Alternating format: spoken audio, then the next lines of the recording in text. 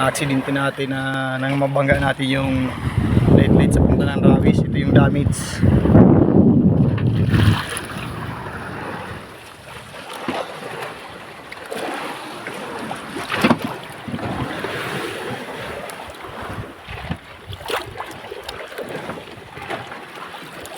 Ayan, damage. Mabuti dalawang plywood yan,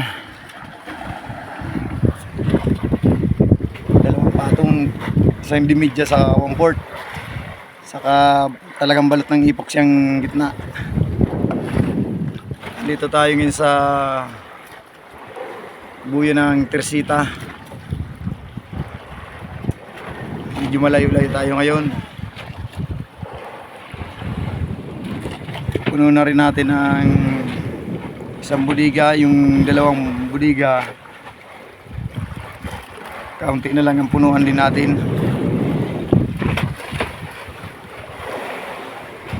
Bukas pauwi na tayo. Sana ngayong gabi mapuno lahat ng budiga para bukas magandang pauwi. At medyo mahal kasi lalakas na naman bukas.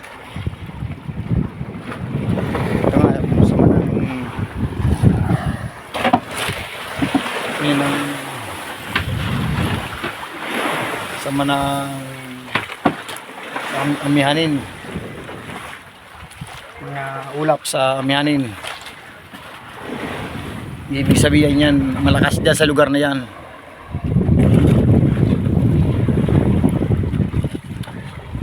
Yan, kahit pag-stay